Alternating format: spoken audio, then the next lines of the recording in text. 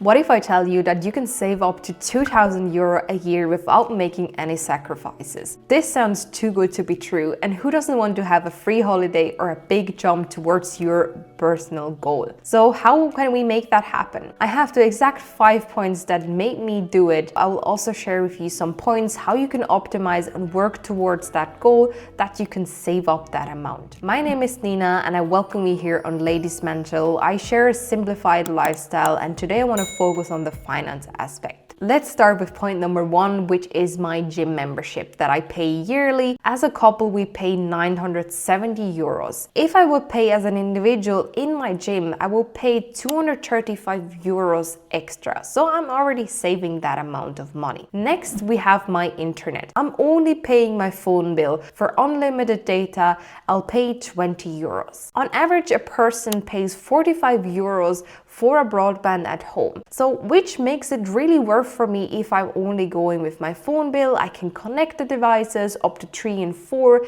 never really had any issues. By making that choice, I'm saving 350 euros. Okay.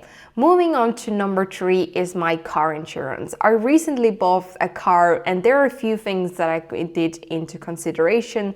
So let's first start with the car insurance. There are many things and offers that I want to check, but it turns out if you're limiting your kilometers per year, you can get quite a good deal out of it. And in my case, it was 300 euros that I could save. Next, when it comes to the fuel type, I have a 1.0 liter for petrol. If I would have choose a 1.6 liter for petrol, I would have paid more. So I made the numbers up. If I would drive 8,000 kilometers with 1.0 liter of fuel that I have to put into, I will save 278 euros in petrol by not owning a 1.6 for the same amount of kilometer. So this is a huge change. So if you're thinking about changing your car or have that maybe in mind to change your insurance up to a specific amount of kilometers, our lovely holidays. I'm going to Alicante in March, so I can't really wait. It's one of those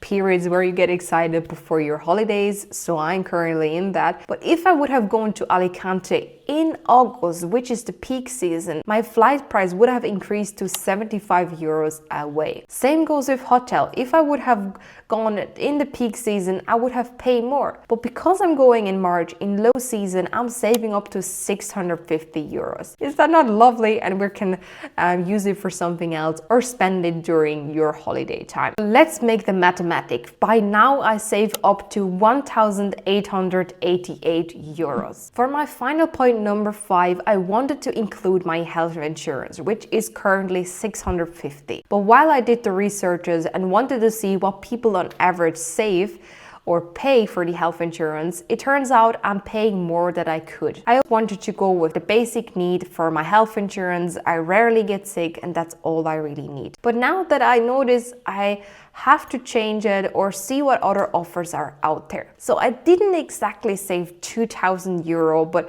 as I know health insurance is a big amount, which brings me to the 2 last points, how you can achieve and optimize your savings that you can achieve that 2,000. First things first is change your offers or look what the offers are. The market is very competitive. Being a loyal customer can make you also lazy and you're sticking around because you're comfortable. But that comfortness can maybe increase your prices. So switching up yearly or checking before your renewal, is that still the amount that I would like to pay? Are there any competitive offers? Call certain people.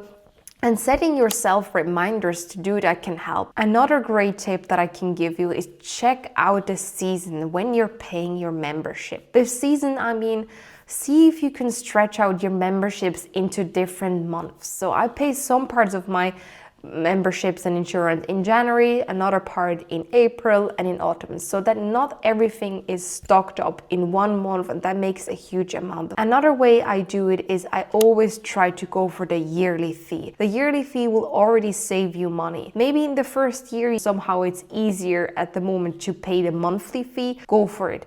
But try to plan it the next year, you go for the yearly one because you're getting a better deal out of it. So these are the final points for you. All in all, you can save money without making sacrifices, by being intentional, making sure what competitive markets out there, and sometimes convenience can make us more trouble or make us pay more.